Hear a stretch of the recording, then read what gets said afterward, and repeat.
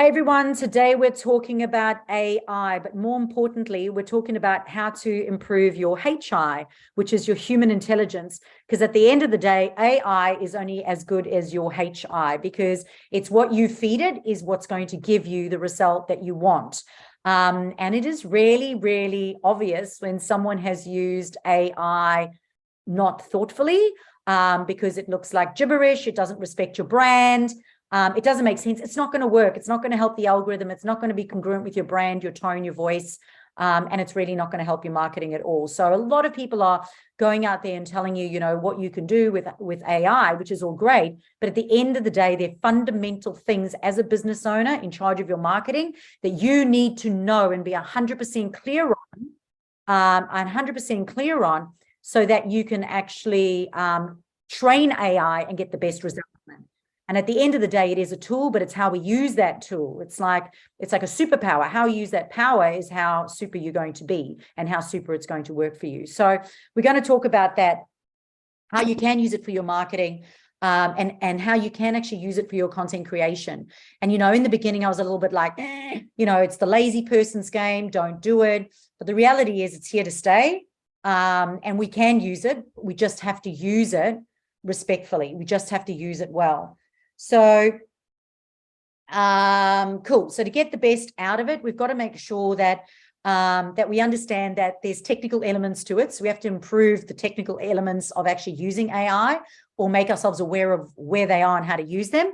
We also then have to have a strategy, my favorite S word. We don't just do shit, right? We do stuff strategically. We don't just show up every day on our business and go, let's wing it and hope for something. When we go onto AI, we need to go, this is what I'm hoping to achieve, and then work backwards from that. If this is what I'm hoping to achieve, how am I going to achieve that? And how am I going to use AI to help me achieve that? And you have to have a willingness to experiment and learn. So learning is challenging, and developing new skills is a learning curve, but we have to have a willingness to want to experiment and to want to experiment and learn, because it's going to be frustrating, a little bit frustrating at the top, but dip your toe in. Every week I spend an hour on it, exploring it a little bit more and more, and working out ways that I can use it better in my business. And it certainly is helpful once you get the hang of it. So three important things for you to remember. And the one is that you have to review what AI is doing. So whatever it generates, you can't just copy paste and go put it out there, because it's representing your brand and it's having a conversation with your audience. So it's really important that you don't take the HI out of AI. So do not take the human intelligence out of AI. You still need to go in and proofread it and make it your own, so that it's accurate, it's coherent, and it's in alignment with your brand values and your guidelines. Number two is, whilst AI has capabilities, it still is a tool, and it very much relies on effective communication and guidance from you. Okay, it needs to be guided by you. You know how they say, there's no bad children, it's only bad parents, or there's no bad dogs, there's only bad sort of handlers. It's the same sort of thing, right? It's you are in control of the tool, and it's how you use the tool that's going to determine how you get out with the best response that you get out of it. So you've still got to work on you as the handler of AI. And number three is you have to provide specific instructions, which means if you're general and fluffy and you don't really understand your business or what you're doing, and you're not giving it specific instructions, and you're not inputting your target audience, and you're not being descriptive about the information, or you're not saying put in the desired tone, you're not going to be able to train the AI to properly represent your business and your brand. So you still need to be able to do that. And you still need to obviously be able to refine those prompts if it doesn't quite meet your expectations. So here's a few steps on how to maximize your AI. And number one is always strategy, right? You've got to make sure that you have an overall goal of what you're hoping to achieve. So for example, if you go into your week and you go, right, I want one piece of content this week, that's going to help me get this. Okay. So Angelique mentioned earlier, she'd like more people to book into a discovery call with her. Okay. So if her objective for the week, a strategy for the week is that, you can go in with the strategy of going, I now need to provide content that's going to compel a person who's feeling like this to work with me who does this to come and do the discovery call, okay? You can't just say, write content to book me discovery calls. It's too general, it's too fluffy. Discovery calls to what? You could be a sexologist for all we know. You know, what exactly do you want in book a discovery call? So you've got to put in the information. So strategy is number one. Number two is starting off small. Don't get overwhelmed. Go in and just start playing. The good thing is it's not going to blow up. You know, people never used to want to touch the drop-down arrows or the 3 dots on Facebook. It's not going to blow up. You're not going to lose anything. ChatGPT is free. And all you can do is put in prompts, read it, and then just train it and you know, get it to get better at it yourself. You get better at using it yourself.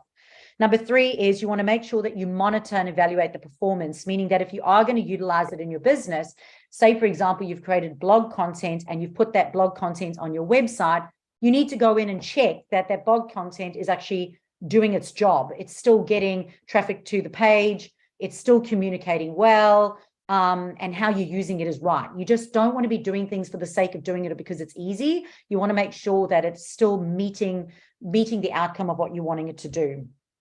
So for example, subject lines for emails, you want to make sure that your emails are still getting opened. If they're not getting opened, then the subject lines that you're using, if they generated from ChatGPT, are not right, okay?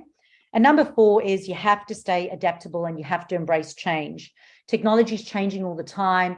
Google is actually behind AI at the moment, but because they have unbelievable resources, they are catching up and they're going to be launching some massive, amazing products coming out soon. So if you're a Gmail user, you want to make sure that you open for that when it happens.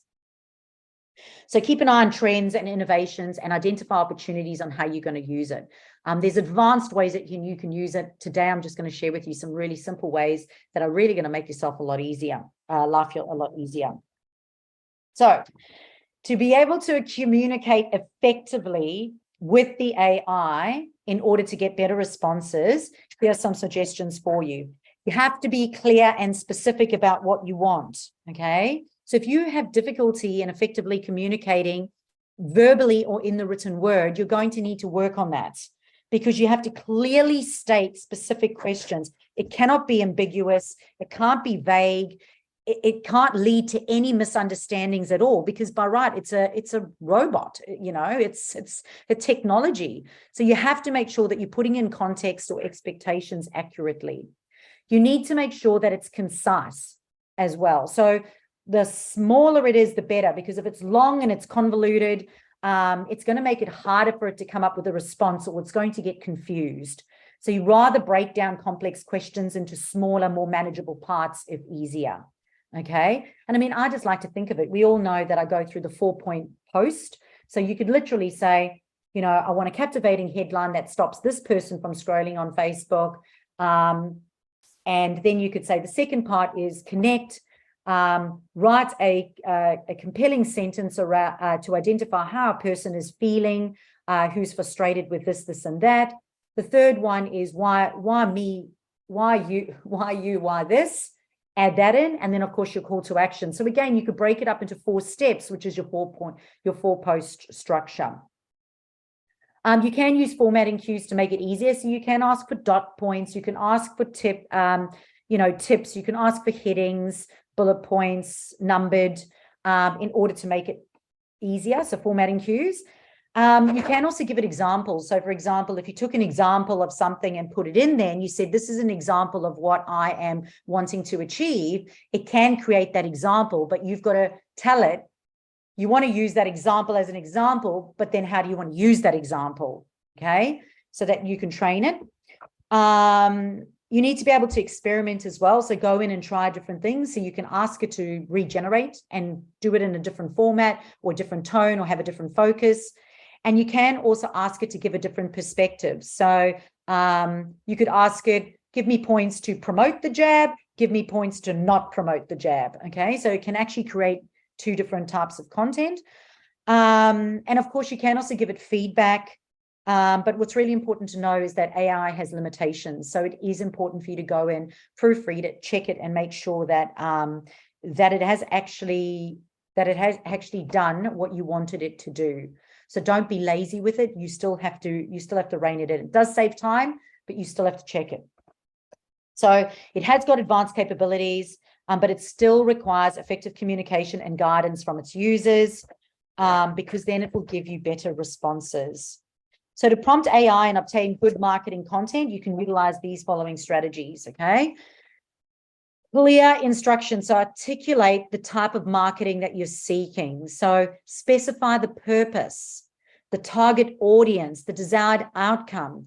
So rather than just saying, I'm trying to get people to book a discovery call with me, discuss who those people are specifically, what industry are they in, what are they struggling with, and what is the desired, or what are their aspirations and what's their desired outcome. And if you're asking for product descriptions, for example, you want to make sure that you put in your key features, your benefits, the tone and the style to make sure that it's still in alignment with your brand. Because if I go create a compelling content about this coffee, create compelling content about this coffee, unless you put in those points of differences or your tone or your brand messages, guess what? You're going to be cookie cutter and fluffy, and the algorithm's not going to work from you. You're not going to differentiate yourself from someone else. So very, very important that you put those key factors in. It is important as well for you to add in things like include storytelling. So you can ask it to do create it in a storytelling format that captivates the audience. You can highlight key elements of the story. So you can say that you want the story to solve a problem or use a metaphor or have an emotional journey. And of course, you can say also add compelling statistics to prove the point, which is important as part of your content plan. Incorporating keywords is obviously really important, because those keywords in social media are going to train the algorithm, and in Google and on your website, it's going to help with your SEO. So it is important for you to say to include specific keywords or phrases that you wanted to use. You can ask it to include high ranking SEO, or you can ask it to look for keywords and include that as well. But again, you have to be specific about your target audience, your offer, and your overall intention. And of course, it has to be in alignment with your brand and your brand messaging. And of course, then you need to refine it. The lovely thing about ChatGPT is that when you add something, you can then, it doesn't forget, it will keep adding to the thing above. So you can say, add in more compelling content, add in statistics, add in a metaphor, add in, and it'll keep beefing it up, which is awesome. So continue to evolve as it evolves with you. So when creating marketing content, you can use different types of questions and prompts. And what really gets me is all these people right now going out and giving free prompts to people. And I'm like, really, for all of our businesses, it's so different. We're all completely different. As the example I used last week is that you've all got, we've got a couple of coaches here, but they're all completely different. How they work with you is completely different, and what you struggle with is completely different, and their process and methods completely different, and the way that they do that, the deliverables are different, and the outcomes they're going to get are very different. So it's really important that you put those things in, because else you will just be the same. So everyone is using AI right now. And which means you've got to use it. And the only way you're going to have the upper advantage of this is that if you use this using your HR, which is your human intelligence. So with product descriptions, you might ask, can you generate a compelling product description for, and then name the product that highlights these key features and benefits, okay? Or you may ask, please provide a concise and engaging description of this product or service for this target audience, and be specific about that target audience and how they're feeling. With social media posts, you might say, can you generate a series of social media posts for an upcoming campaign on blah, blah, blah, blah, blah. And you can say, I'd like it to be catchy. I'd like it to be shareable. I'd like it to be engaging. I'd like it to be aligned with our brand voice. Of course, but then you've got to say to it what your brand voice is. You might say, please create an attention-grabbing tweet promoting our latest product. Use a conversational and friendly tone, okay? But it's important to focus on short and engaging content, and AI can generate things like catchy headlines, captions, which can capture attention and encourage audience engagement. So generally I ask for around 10. I normally put in a descriptive brief, and then I ask for 10. And then I look at the 10 and I go, right, this is the one that's going to be best for my audience. So again, you have to use your HR, your human intelligence. Experiment with the different formats. AI can suggest different types of content, such as images, videos, infographics, polls, and it really can help you to keep your social media fresh and engaging. And I'm going to show you some Canva tricks a little bit later on too. You can ask it to incorporate trending topics. So, I don't know what's trending in the pest industry right now, but go into AI and just say, on the Gold Coast, because you're a Gold Coast business, so that's a non-negotiable thing. On the Gold Coast, can you create a social media post about pest control on the Gold Coast that may be trending, and see what comes up. So over there, if I just said, create a trending post on pest control, I haven't put in the core essence of Rachel's business at all. I have to put in Gold Coast because that's a non-negotiable, so really, really important you put those messages in. And of course you can ask for relevant, because remember, Instagram or all the platforms want relevant hashtags. So you don't just want the highest ranking hashtags. I think I had this conversation with Rachel on the phone the other day, where she said she went onto a feed to look at a hashtag, couldn't find her post. And it was because it was a high ranking post that had gazillions of followers, which means you're going to be a gazillion pages down. So you don't just want the highest viewed or highest followed hashtags. You really want, relevant hashtags and not necessarily the highest ranking ones. So you can ask for relevant ones. You can specify the platforms as well. You definitely can specify your location. You can specify your industry. But the more content that you give it, the more accurate it's going to be. And of course, you've still got to go check it and check that it's not just lying to you. All right. So here's some other ways that you can use it. You can use it in your blog. So you can say, can you create a blog about, and again, put in your point of difference, add in, who it's for, what they're struggling with, what this is about, like put in as much information as possible and give it the most insights as possible. But you can say, could you discuss topics around this, and that?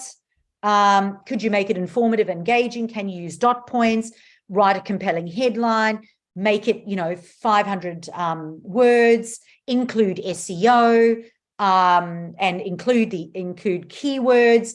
You can add everything into it, so the more data you give it, the more it's actually going to work. Include a call to action, very important. You should all have a call to action at the end of your blog. And I always say, include a relevant call to action that compels this person to do that. I don't just say, write a call to action. Okay, write a compelling call to action that is going to get a person who's struggling with this to do that. That's my overall strategy. Okay, email marketing content. You might say, can you craft engaging subject lines that help with open rates? Could you give me a engaging or a persuasive paragraph on this? Could you write a compelling paragraph to increase the click-through rate? So somebody clicks this button to book a discovery call. So the more information you give it, the better. And there are some other advanced things it can do. So you can actually create flows with it. It can actually really help your email marketing flows as well. But at the end of the day, you do need to go in and make sure that you're monitoring what you're doing is actually working, and it's not destroying your marketing strategy, but it's actually helping your marketing strategy. Sales copy, this is a really good one. So for example, you might go onto your website, you might go onto a sales page, you may take that copy, put it into AI, and you may say to it, my target audience is now struggling with this, this, and that. And I'd like to include more relevant points around this, this, and that. Rewrite the sales copy to get this type of person to do that, with an emphasis on this, to persuade someone to do that. And it can actually rewrite your entire sales copy. But again, you're not just going to take that and go throw it on your website. That would be highly irresponsible as a business owner. You've still got to go in, read it. And sometimes I read something and I go, that's the biggest lot of BS. Like, I would never put that up. And I go in and I try to say it in a different way to get something that is more in alignment with my business, my brand, and the outcome I'm hoping to achieve. Okay. So you still need to edit it. As I said, generating headlines, sub-headlines, attention-grabbing headlines. Make sure that you include things like highlight the value proposition or highlight the offer, highlight what you're selling, highlight the products or services or the outcomes of the products and services. You can use it as well to optimize your product descriptions on your website. So you might go in and go, you know what, I haven't really described that really well. I haven't described that product very well. So I'm going to copy that, put it in, talk a little bit about the product, who the product's for, the outcome of the product, put that into AI and then say, rewrite this copy. And then have a look and go, is this better? Okay.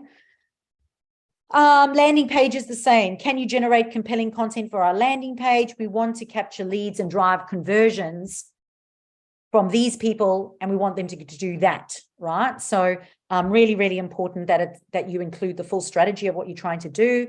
Ask for persuasive headlines, include what the offer and audience is, and make sure that you clearly communicate the benefits and your mission statements and points of differences so that AI can include it. It can't include that unless you tell it. If you go, these are my brand messages, these are my mission statements, then it can include it. This is my target audience. This is what I do. Then it can do it. So at the end of the day, you obviously have to review it to make sure that it is accurate and coherent and aligns with your brand voice and guidelines. Human oversight and creativity are crucial to deliver high quality and authentic marketing content. Okay, human oversight. So you have to oversee it, and you have to be creative. You can't not be creative. People are going onto AI and thinking, I don't have to be creative. I can just spit out content. You still have to be creative. You still have to be strategic. You still have to use your HR, your human intelligence. Okay, so I think four other ways to use it. Digital marketing strategies. Business owners still need to understand the core principles, such as what SEO is, what is content marketing. You still have to know what your overall content marketing plan is. You still have to know what your social media marketing plan is, what your email marketing plan is and strategy is. And you still need to know how to generate leads and convert those leads and have processes. You still need to know all of that, because else you can't get AI to create content to push people through those processes unless you have them in place. So really important to know. Number two is branding and messaging. You have to know your brand identity. You have to know your messaging, your positioning, your points of difference, your values, and your overall marketing strategy are so important so that you can be consistent still online with your messaging, because else AI is just going to spit out something different every week. AI won't know that, AI won't know like what Tara knows about her mattress protector, in that, people in a caravan want to have a good night's sleep so they can enjoy the next day and not be uncomfortable. AI is not going to have that insight. So she's going to have to put that in order for it to include it in the marketing.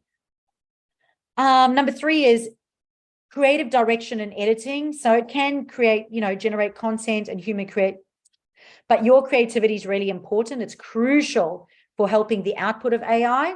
So you have to give it creative direction. And you have to be proficient in editing. So you have to be proficient in telling it what to do, and you've got to be proficient in editing it. So it does help you, because before you had to do three things, right? You had to do the strategy, then you had to write it, then you should have still been editing it. Now it's doing it for you. It can be easier, but you just have to train it better, and you've just got to make sure that you're proofreading it afterwards. And number 4 is you still have to keep up to date with market trends and audience insights, meaning that whatever's happening in the marketplace, whatever's happening in your industry, whatever is happening with your audience right now, if it changes, you have to go into AI and you've got to tell AI it's changed so that it can keep up to date with you. Okay. So it stays informed. So you have to stay informed to help AI stay relevant. Okay. You can also put in, what your competitors are doing, for example, and then ask it to differentiate you from your competitors. I mean, that's mind-blowing. But you have to make sure that your key messages and your brand voice is still and mission statements is still in there. So number 5, and what I want to do now is I'm going to take you into ChatGPT first. And then we are going to help if I had it. There we go. Cool. So I just did this as an example a little bit earlier. So this is ChatGPT, and obviously you just go up into a new chat, but I'm just going to show you over here how I input the data and then the data that I got out. Okay. So I said, I'm an online marketing strategist who helps business owners manage their own marketing so they are more productive and more profitable and don't need to outsource or spend money on paid advertising. So I've been very clear on my mission statement and point of difference. My clients are stressed, overwhelmed, lacking in content ideas, wanting more leads and sales, looking for more confidence online, needing more clarity and direction. So I need to know my audience, right? I've had to put in this data. And are looking for more clarity and direction with the online marketing across social media and the email marketing. Write 10 Instagram posts with the best hashtags for each post to get engagement or inquiries. Okay.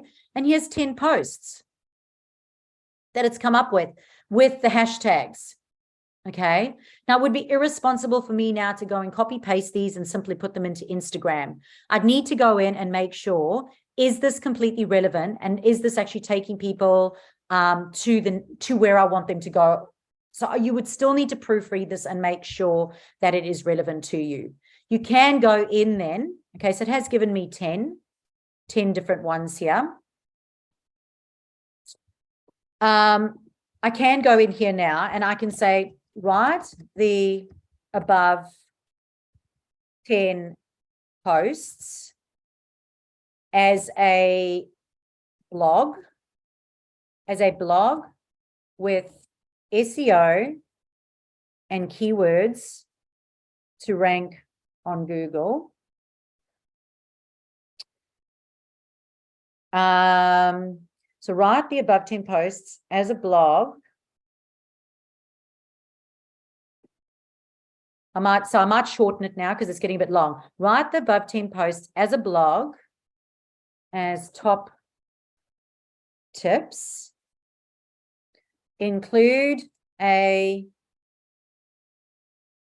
high ranking headline. Include a high ranking headline, SEO, and keywords to rank on Google. End with a persuasive, so end with a persuasive call to action to book a marketing free marketing strategy call. Okay. Enter. And now it'll take that content now and write it as a blog for me. Okay. So there's my keyword searchable, my high ranking headline at the top. Top 10 tips to boost your online marketing strategy and skyrocket your business. To tell you the truth, that over there to me is not, it doesn't include my point of difference as much as I'd like it to. So I probably would say, write 3 other headline suggestions. Write 3 other headline suggestions focusing on it being cheaper than paying for advertising. Okay, because my point of difference is not in there.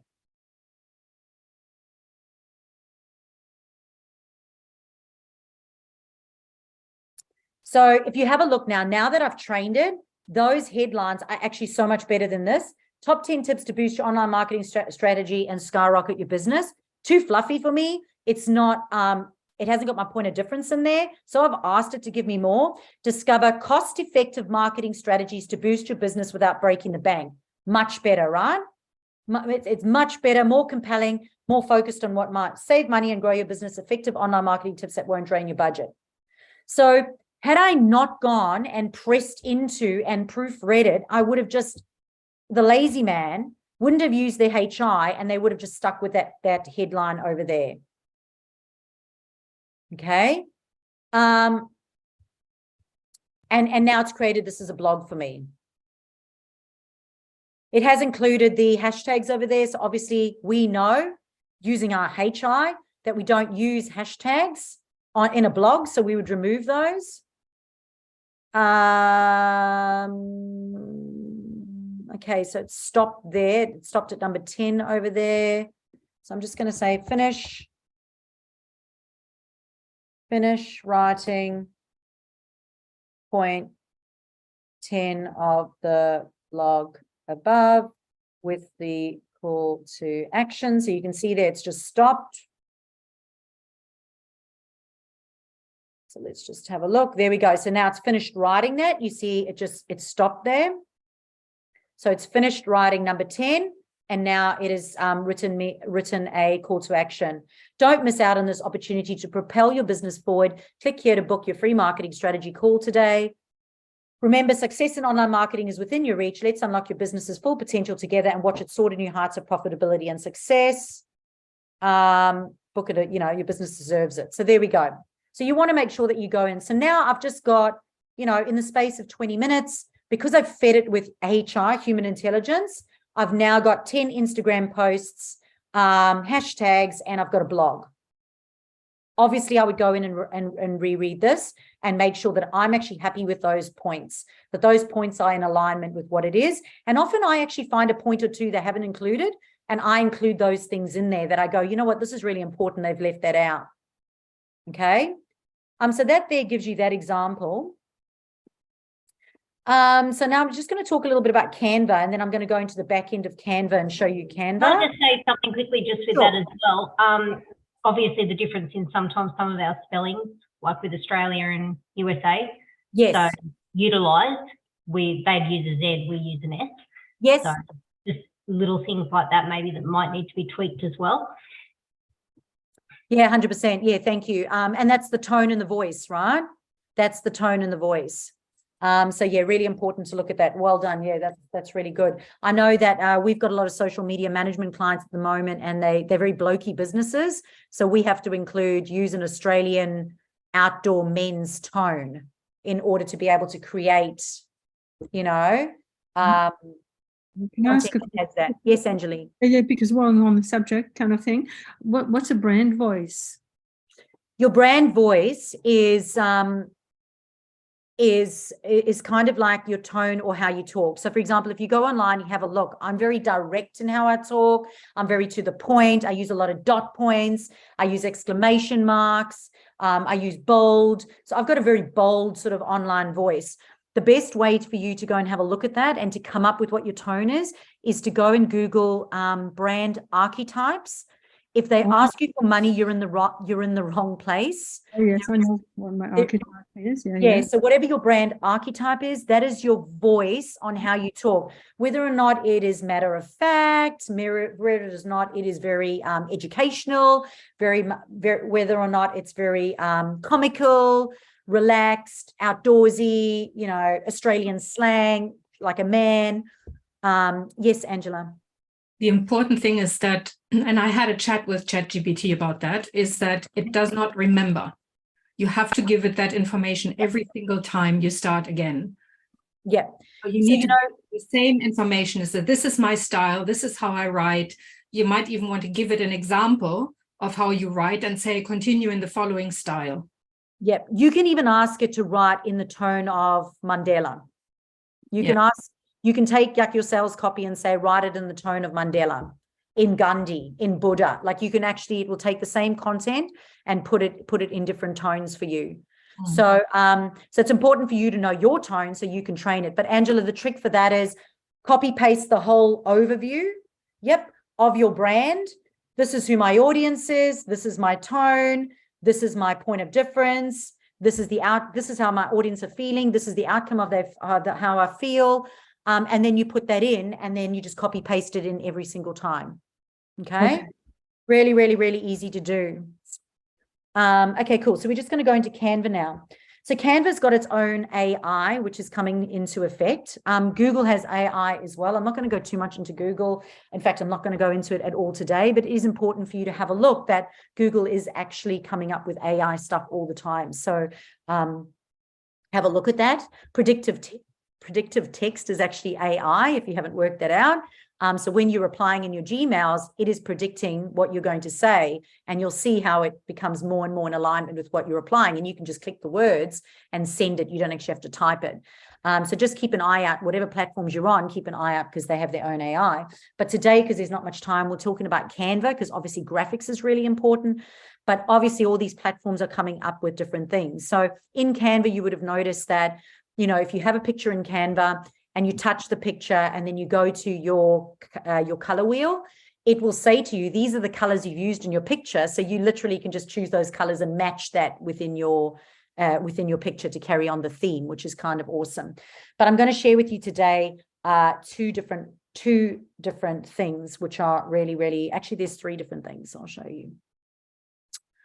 Let's go to Canva. So the first one that I want to show you, and I'm just going to go Instagram post square.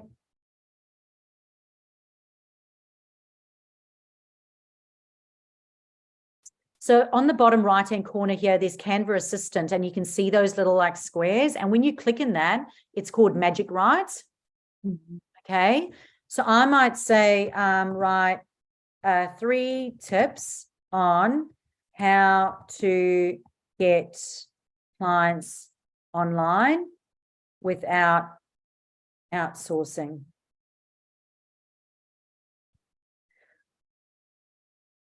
Okay, so now it's given me my 3 tips.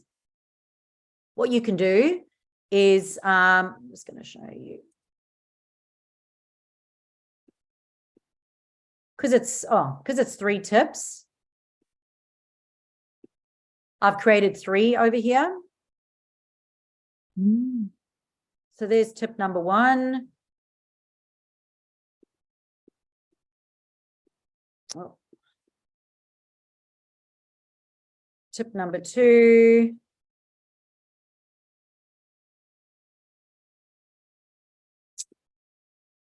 And then tip number 3.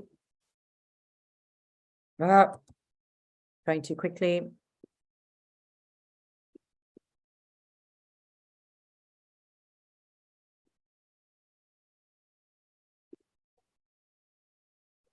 And I'll show you what I did in the other one. So I'm not going to I'll show you now. I'll just go because we don't have time for it. But once you've done that and you've gone and you've put your tips in there, this is what I did. And literally it took me 3 seconds to do. So I've literally created a carousel or something that could be used in a reel. But there we go. I just put my background in it. I put an image in. I put my logo in. 3 ways to get more leads without ads. Number 1. There's number 2. Number 3, I've now got a carousel, or I can put it into vertical reel. I can add music, and there it is, done. Like that took me 5 minutes to do in converting what we had earlier. What I was showing you before, hold on a sec. Sorry, I've lost it now. That's not it. Let's go back. Why is it doing that? Here we go.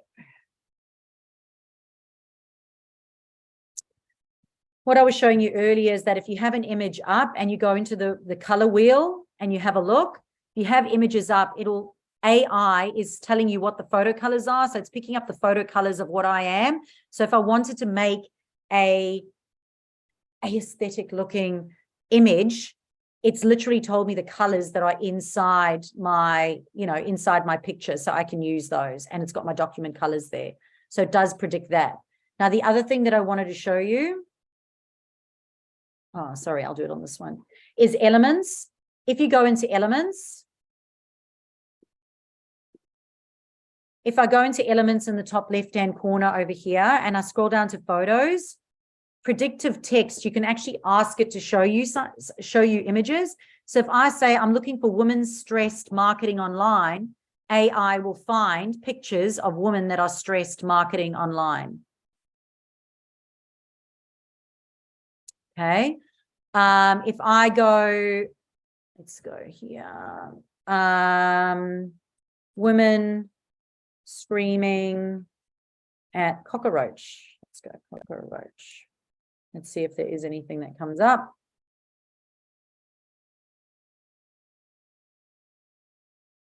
Oh, so cockroach in a cup. There we go. So woman screaming at cockroach. It's now brought up images of women screaming at a cockroach. Okay. So that is AI.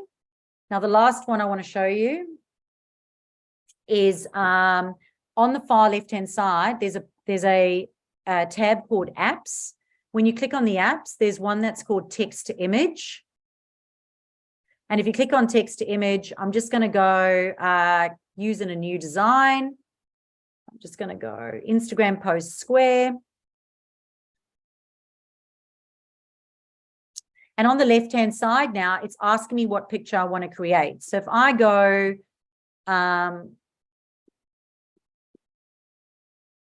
woman sleeping on caravan bed, uncomfortable. Wow.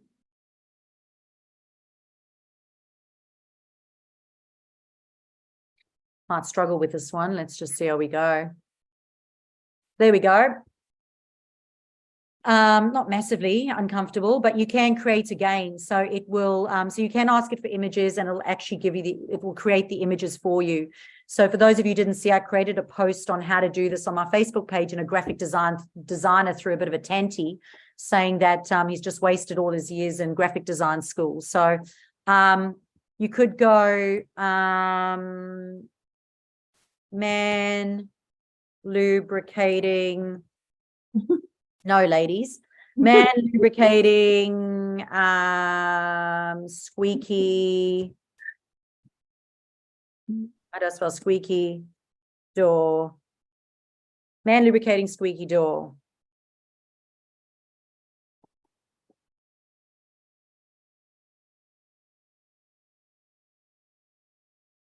So it is important for you. So there we go.